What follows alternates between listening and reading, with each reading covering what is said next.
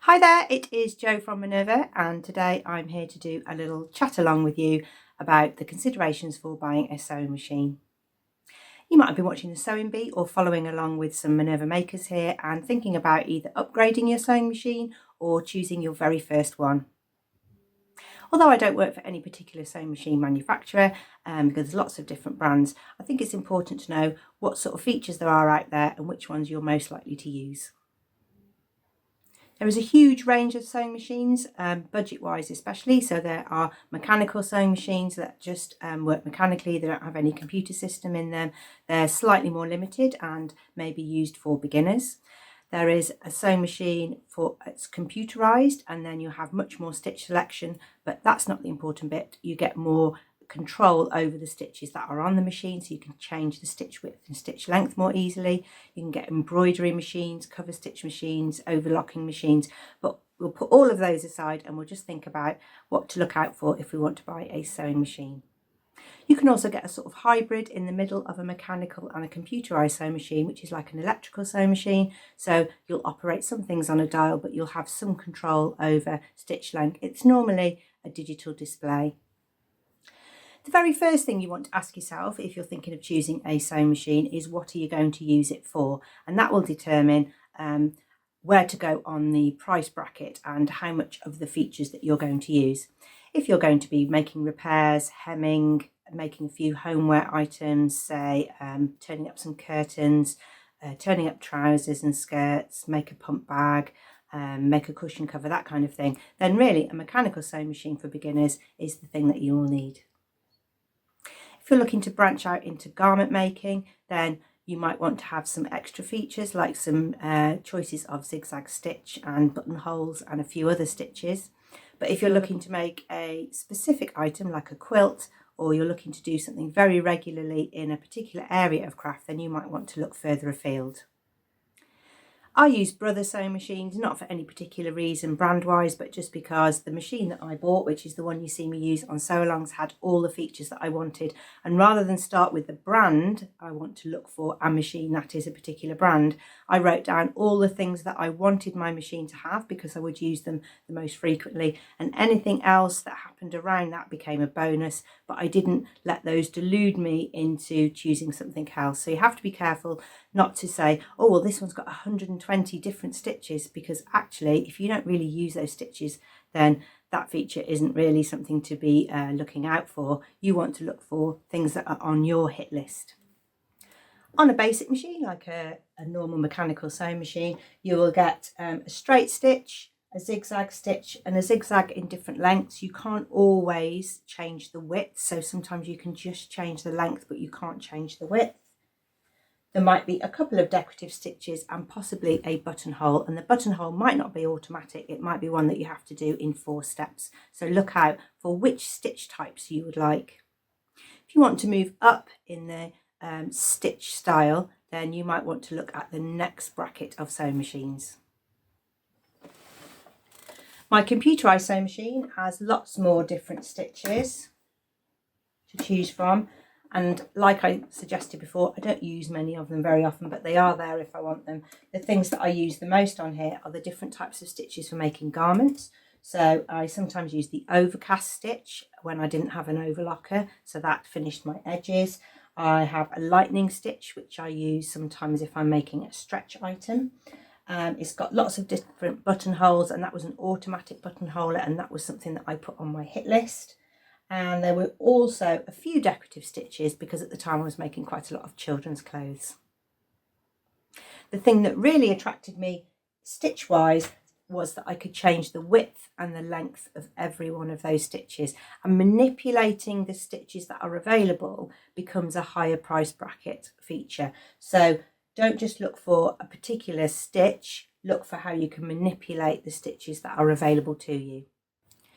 The key to looking out for stitches on your sewing machine is to go for quality over the quantity. Next, I'm going to take you through some of the things that you might want to look out for. Some of them you might not even know ever existed, and then you can think about, will I use that? Will I really need it? And will I use it frequently? Number 1 is a free arm on your machine.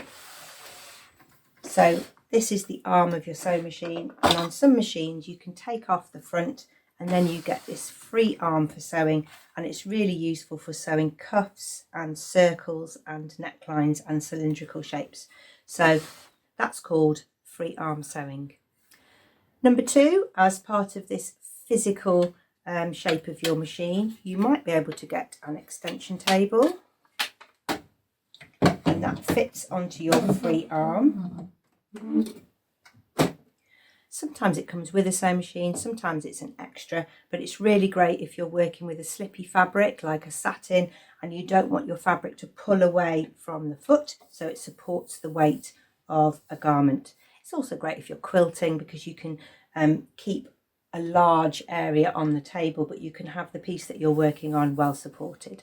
So this is an extension table. Number 3 is the ability to drop the feed dogs. So the feed dogs are the little zigzags that are under your machine, and they trip the fabric along and they keep moving the fabric as the sewing machine sews.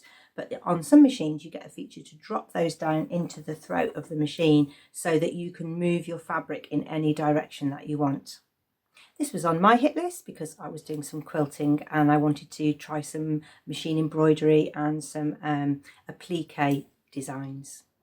It's called dropping the feed dogs.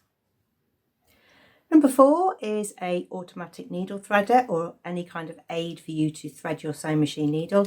I really wanted that because I have to wear glasses when I do close work, so I find it quite difficult to thread a machine. So on my latest sewing machine purchase, I really wanted to make sure that I had a needle threader. Let me show you how a needle threader works, if I can, without knocking the camera or the machine. So when you have the foot up, your thread will come from the top reel really smoothly. If you have the foot down, it's now stuck in the tension discs. So to thread a needle, you need to have a free-flowing thread with the foot up. A needle threader comes down and it hooks around the needle.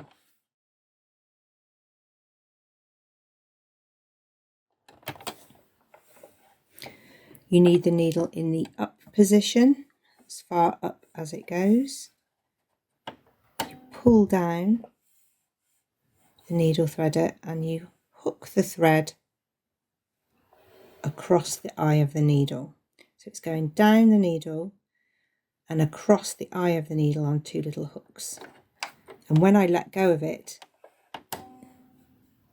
it will pull the thread through the eye. I have to do it quickly.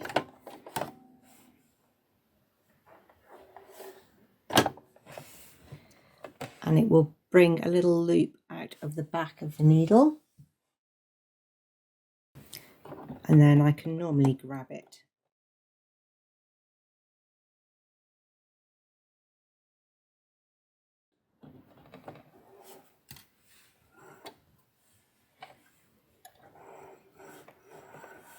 And pull it through. And I've done that without my glasses on. Number 5 is your bobbin position. So on my latest machine, my bobbin drops in from the top.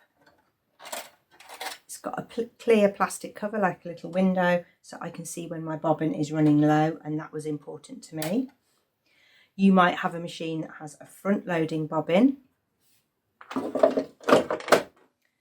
but the disadvantage of that is you can't see what's happening in the bobbin, and also it's quite difficult if something goes wrong to see how it's going wrong inside the bobbin if you need to unthread something.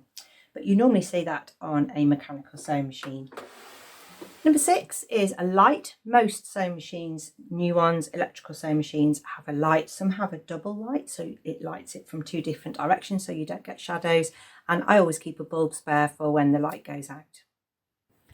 Number 7 is a feature that I don't have, but now I've seen it, I really want it, which is a knee lifter. And a knee lifter comes out from the front of the machine, and it means you can use both of your hands to position whatever it is that you're sewing, and you can use your knee to lower and lift the foot.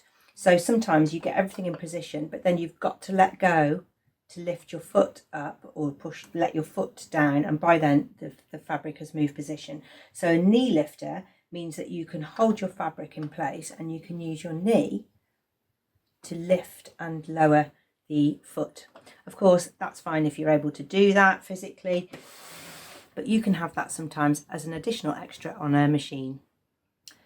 Number 8 is something that I have to compromise on because I wanted the other things on my hit list, but you might want to look physically on your machine for the size of the aperture. So on my machine, this aperture here is really small. So if I'm making something like a quilt, it's quite hard to get it through the hole. If I'm doing some bag making where I need to do some top stitching in a particular direction, if I'm making a coat or anything that's quite bulky, then this hole for me isn't really big enough. So you might want to look out for the physical appearance of your machine, but how that might affect your sewing. Number 9, talking about the physical appearance of your machine, you might want to think about how heavy your machine is. And if you read a machine's description online, or if you go to a dealer, you can feel the weight of it. You might want to think, well, I need to take that to sewing group and it's quite heavy. This one is quite light, but the one behind is much heavier. So think about, is your sewing machine space always out? Do you take your machine to a sewing group? Do you have to pack away your sewing machine because you use a part of your house that's used for something else? So it's quite a small consideration, but it might be something that you need to look out for. Let's look around the needle area. What sort of features might you think about in terms of your sewing and how you can manipulate your machine? So number 10 is, does your machine have a speed dial? So on this machine, I can have it slow, medium and fast. And you might think, well, that's not very important because you just change your foot pressure on the foot pedal and you can go slower or faster. But at the time I was buying this, my children were quite small and they were a bit keen on sewing, so I wanted to help them to learn how to use the sewing machine. So I used to use this a lot. So I would put it slower so that there was a maximum amount of speed. They couldn't go out of control, they couldn't get frightened by it. So I would change it depending on who was on the machine. I still use it a little bit now, just to force myself to go a little bit slower if I'm doing something real careful, like top stitching down a zip, or I'm doing something like top stitching a collar. I might just turn it down the speed just so that it really reminds me to sew really accurately. It's quite a new feature, you won't see it on mechanical machines, but number 11 is the needle up, needle down feature. So on this sewing machine, when I sew, as soon as I take my foot off the pedal and I finish sewing, the needle stays down. And that means that if I move anything or knock anything, it doesn't slip away. It's really great if you're pivoting or turning a corner, because your fabric will always stay in the last position that you left it, which is normally where you want to stop. And then you can manipulate the fabric with the needle down. Obviously, you can just turn the hand wheel down, and that's something that you might sort of have a muscle memory for. Every time you stop, turn the needle down. But having that needle down has really changed and how I pivot when I sew.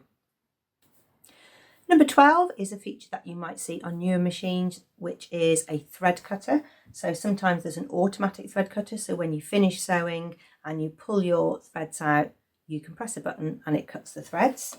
If you don't have that, you might have a needle cutter blade on the back. Mine's at the top. On this other machine, it's at the back of the needle shaft. So if you've not seen it before, it's just one of those things that's eluded you. Have a look around the back of your machine, because there might be somewhere where you can cut your threads. Still thinking about the needle, number 13 is, can you change your needle position? So on this machine, I can sew to the left of the foot and I can sew in the centre. That's what all I've got on here, but some other machines you can have left, centre and right.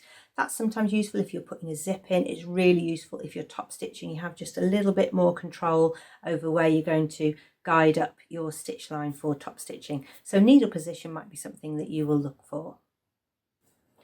Number 14 is twin needle sewing. So if you're thinking that you're going to take your sewing and making to some stretch knits and you want to make them look quite professional, then you might want to use a twin needle. Twin needle sewing isn't the same on all machines. So on some machines there's a button and you can change the needle in the bottom and it's automatic. On some you can have a second spool. That's what I do on mine. So my second spool fits on top of my bobbin winder. Then I can run 2 threads down to 2 eyes in a twin needle. So maybe twin needle is something that you would like to do as part of your garment sewing. The last one, I think I've sort of exhausted everything to explore, is a foot pressure setting. Now, I don't have this on my sewing machine, but I do have it on my overlocker. And if you can adjust the pressure that your foot presses down towards the feed dogs, then it sometimes makes it easy to sew different types of fabric. So if you're using something really light, like a charmeuse or a georgette or a chiffon, then you can change the foot pressure and it will make a smaller gap between the foot and the feed dog.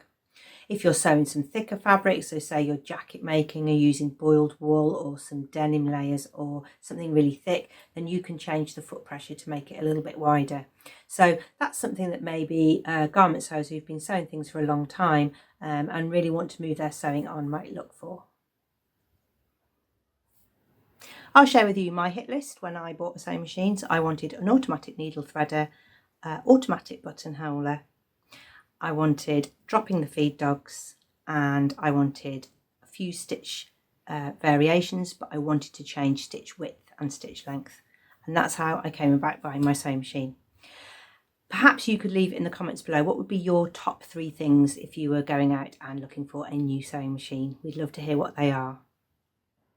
We don't sell machines here at Minerva, but we would recommend that you look online, go to your sewing dealership. It's really useful if you go to your sewing dealership close to your house because it's local. You can go and try before you buy. You'll be able to ask all the questions you want to ask. You might even have the opportunity to take a warranty or have some kind of service or backup, especially if you're new to sewing. If you've been given a second-hand sewing machine, that's great. You know, use that. Don't think you have to have a new machine to have sewing as your hobby. Second-hand sewing machines sometimes can be serviced at a dealership, so you might get something better running if you buy a second-hand machine and have it serviced and maintained. The one thing I haven't talked about is budget, and that's personal to everybody. So have a think about the considerations that I've given you and think about what things can you get for the money that you've allocated to buy your machine. And don't get lured into anything that seems like a really great feature but actually isn't something you're going to use that often. Think, what am I using it for? Will the machine grow with me if I really love this hobby? And how can I get the best out of my sewing experience? I know I haven't given you the answer, what sewing machine to buy, but I hope that I've given you some ideas of things to research and compare. We would love to see what you've been making. If you've got a new sewing machine or you've got your sewing machine up and running, that's great. You can share your makes over at Minerva, create a free account and share some photos and some descriptions. We love to see what you've paired with which patterns and the look and fit and different styles of all the different things that people are making. Thank you very much for watching. Do call again soon.